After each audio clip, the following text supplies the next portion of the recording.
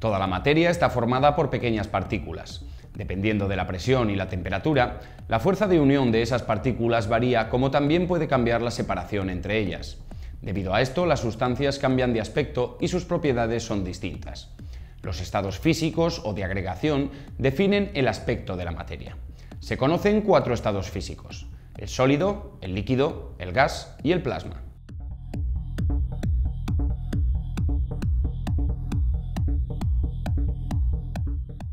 Las sustancias cambian su aspecto y constitución debido a cambios de temperatura o presión o por contacto con otras sustancias.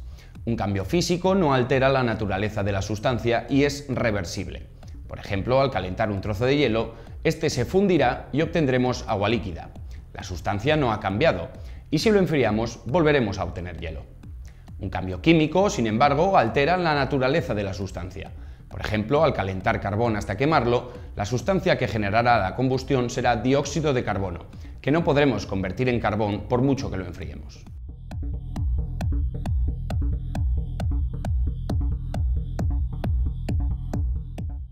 Cuando una sustancia cambia, esa acción lleva asociado un cambio de energía.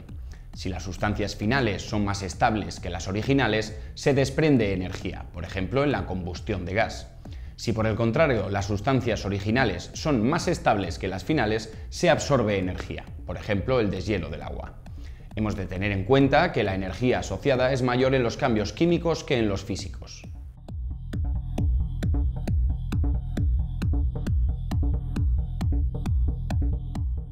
En cada estado de la materia, las partículas se posicionan de manera diferente. En un sólido están firmemente unidas.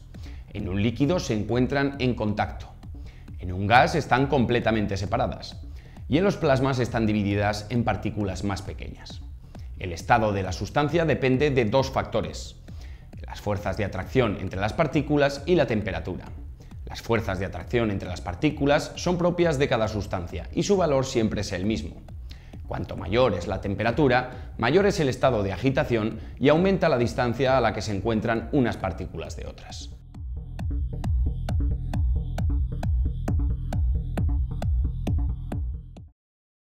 Cuando la materia se presenta de forma densa e impenetrable, está en estado sólido. Por ejemplo, una piedra o madera. Los sólidos tienen forma y volumen propios. Son densos e impenetrables si no hay rotura. La temperatura los dilata o los contrae.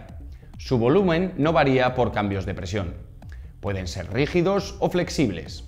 Pueden cambiar de forma por la acción de fuerzas o romperse si sobrepasan su resistencia. Pueden presentar formas geométricas regulares o irregulares.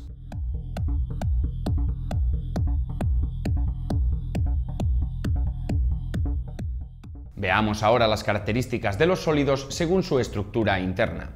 Las partículas de los sólidos están en contacto entre sí, no se pueden separar ni juntar más. Si la temperatura no varía, su volumen es fijo. Si aumenta la temperatura, el sólido se dilata y si disminuye, se contrae. Las partículas de los sólidos no se mueven unas respecto de otras, lo que les da forma propia. Si la organización de sus partículas es regular, será un sólido cristalino, y si es irregular, será amorfo. Un sólido se rompe cuando las fuerzas externas vencen a las fuerzas de atracción entre sus partículas, haciendo que se separen.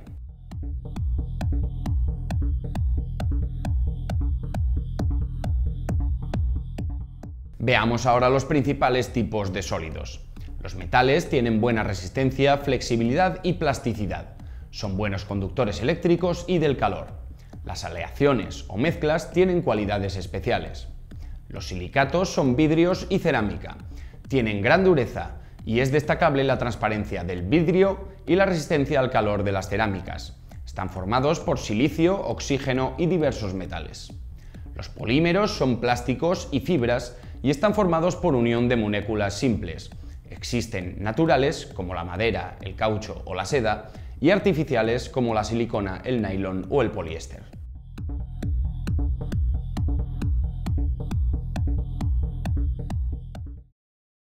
Los líquidos no son compactos como los sólidos. Aunque tienen volumen propio, no tienen forma propia, ya que se adaptan al recipiente que los contiene. Pueden fluir moviéndose sobre ellos mismos. Se cierran sobre sí mismos formando gotas. Su superficie en reposo es horizontal y actúa de membrana elástica. La temperatura los dilata si aumenta y los contrae si disminuye.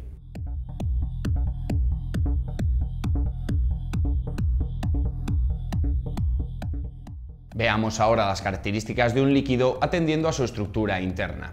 Las partículas de un líquido están en contacto. Si se separaran o se juntasen, ya no sería un líquido. Pueden moverse unas respecto de otras, por ello cambia de forma y se adapta al recipiente. Los cambios de temperatura separan o juntan las partículas, aunque muy poco. Las fuerzas entre sus partículas hacen que una pequeña cantidad se repliegue sobre sí misma formando gotas. Las partículas de la superficie se atraen y resisten separarse unas de otras, se comportan como una membrana elástica.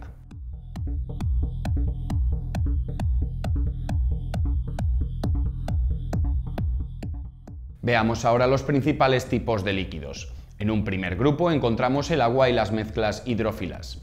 El agua es el líquido más abundante de la Tierra y es indispensable para los seres vivos. También tenemos otro grupo con los líquidos orgánicos hidrófobos.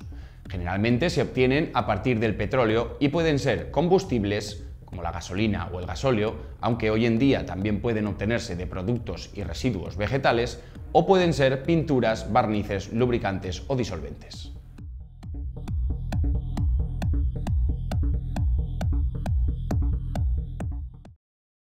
Los gases son menos densos que los sólidos y los líquidos y son más fluidos que estos últimos. Los gases no tienen forma propia, se adaptan al recipiente. Tampoco tienen volumen propio, ocupan todo el disponible. Ejercen presión sobre las paredes del recipiente que los contiene. A temperatura fija, si aumenta la presión, disminuye su volumen, y si la presión disminuye, su volumen aumenta. Si el volumen no varía, al aumentar la temperatura, aumenta su presión y viceversa.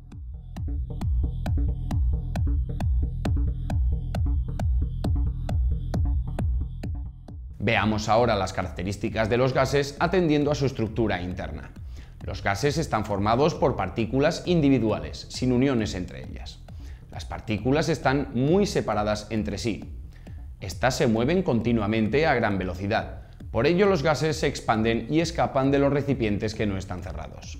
Las partículas chocan entre ellas y con el recipiente, dando lugar a la presión del gas, que se mide con nanómetros y en pascales, unidad de medida del sistema internacional. Si la temperatura aumenta, también lo hace la velocidad de las partículas y el número e intensidad de los choques, por lo que aumenta la presión del gas.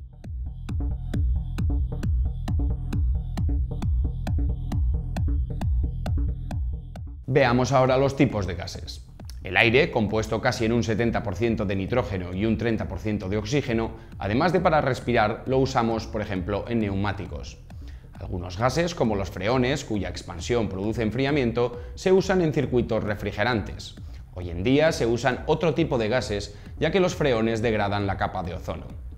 Hay también gases combustibles, como el metano, el propano o el butano. Y también gases industriales. Se usan como reactivos para producir plásticos, para conservar alimentos o en los hospitales.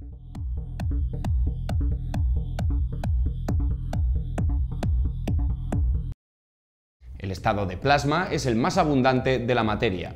Se cree que más del 99% del universo visible está compuesto por plasmas. En las estrellas, en los tubos fluorescentes, en los relámpagos, en las auroras boreales o en las televisiones podemos encontrar plasma. Sin embargo, es el estado de la materia menos conocido, aunque en los últimos años se ha avanzado mucho en su estudio.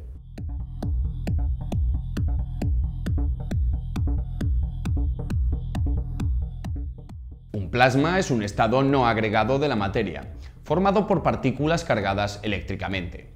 Como en los gases, sus partículas no están agregadas ni en contacto. Muchas de sus partículas tienen carga eléctrica, es decir, materia que no llega a formar átomos neutros. Por su carga eléctrica, los plasmas se ven afectados por las fuerzas de tipo eléctrico y magnético.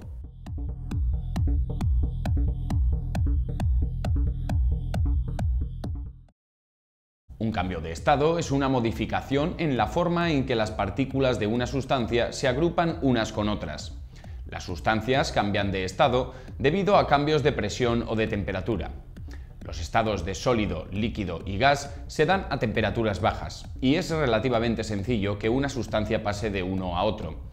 El estado de plasma es propio de grandes energías o temperaturas muy elevadas.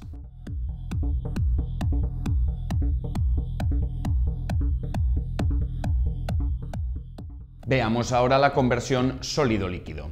Debemos distinguir dos procesos según sea la conversión en un sentido o en otro. Fusión es el paso de sólido a líquido. La temperatura a la que se produce se llama temperatura de fusión. Al aumentar la temperatura de un sólido, aumenta la vibración entre sus partículas, llegando a moverse unas respecto de otras al llegar a la temperatura de fusión. Solidificación es el paso de líquido a sólido y se produce a la misma temperatura que la de fusión.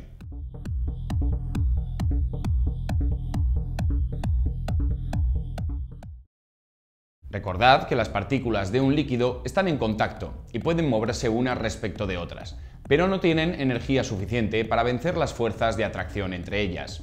Si suministramos más energía, calentando el líquido, sus partículas se moverán más rápido y terminarán por separarse y alejarse unas de otras.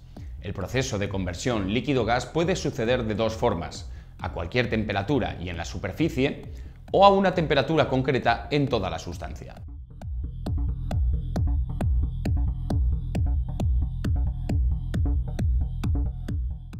Llamamos evaporación al paso del líquido a gas producido en la superficie del líquido a cualquier temperatura. Un líquido contenido en un recipiente abierto se evaporará paulatinamente.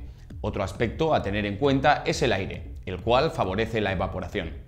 Si la fuerza de atracción de las partículas del líquido es grande, este será poco volátil. Si por el contrario la fuerza es débil, el líquido se evaporará fácilmente. Llamamos condensación al paso de gas a líquido a cualquier temperatura. La condensación es el proceso inverso a la evaporación.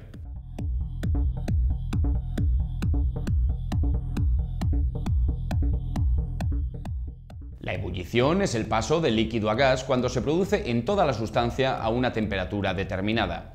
Esta temperatura será constante mientras no cambie la presión. La licuación es el paso de gas a líquido a una temperatura fija, que no es otra que la temperatura de ebullición. La licuación es el proceso inverso a la ebullición. Hemos de tener en cuenta que si un líquido tiene sustancias disueltas en él, su temperatura de ebullición será mayor.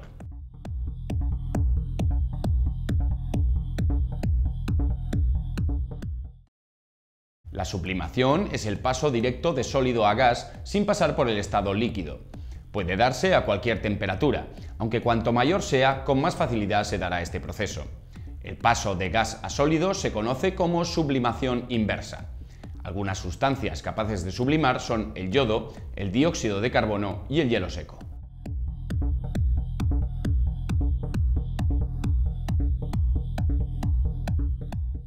Veamos ahora la conversión gas-plasma. Un gas se convierte en plasma cuando por la acción de calor u otras formas de energía, una gran cantidad de sus átomos pierde electrones. A este proceso se le conoce como ionización. Esos electrones se mueven por separado, quedando los átomos cargados positivamente. La proporción de átomos ionizados caracteriza al plasma.